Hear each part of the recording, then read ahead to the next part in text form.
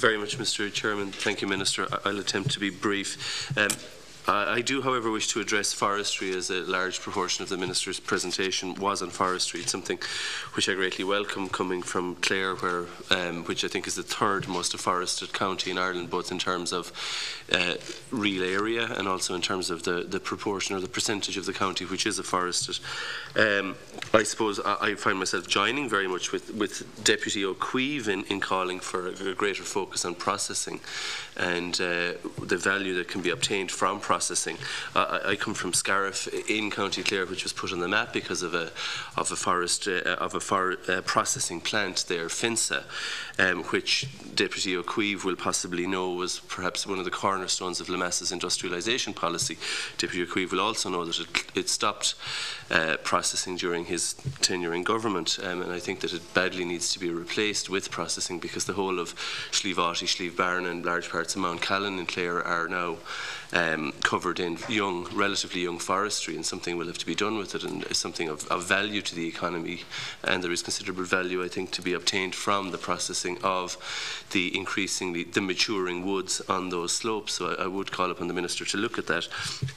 I also am encouraged by what the Minister, his references to Teagasc, and in particular its Forestry Development Department, which in conjunction with the Minister's department is seeking to address problems by highlighting the importance of thinning and assisting in the formation of forest producer groups. Now, as the Minister will be aware, Teagasc is proposing to close its office in Scariff, which is actually the office is very much on the foothills of that very large plantation which goes from Scariff all the way back to Gort and over to Loughrea, which is one of the biggest plantations in the country, yet the office is closing now.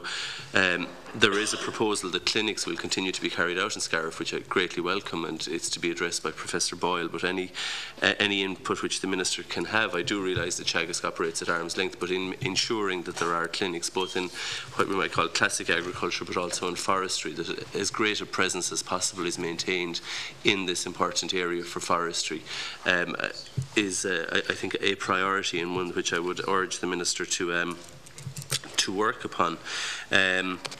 The Minister also reiterated his appreciation and that of the government to all those who are involved in fighting forest fires and land fires.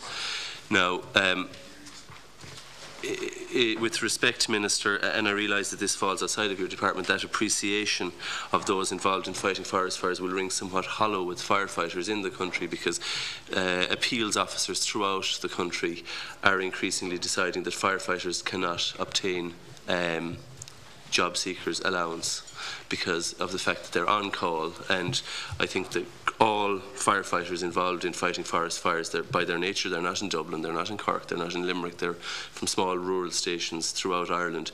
So it's basically retained firefighters who are involved, and because they're retained, because they're on call, social welfare appeals officers are determining that they're not genuinely available for work. So they are very much, while they're putting their lives on the line, they're protecting a very important state asset. They're being penalised for it. There is a review group going on at the moment in the Department of Social Protection under Deputy Joan Burton, but nevertheless I think as a government it would be useful if the government could speak with one voice on this, and any input which the Minister could make in that regard and the important service provided by these firefighters to the state would be greatly appreciated. Finally, Minister, I suppose it would be remiss of me to finish without voicing the concerns which I would have, and which I think are shared by the IFA with regard to suggestions that forestry premia may be reduced in the upcoming budget. I do realise that these are very difficult times, and ministers are required to perform a loaves and fishes miracle almost now with divvying out decreasing funds. But the Minister has stressed the importance of forestry, and in that regard I think the forestry premium should be maintained to the greatest extent possible. Thank you very much, Minister.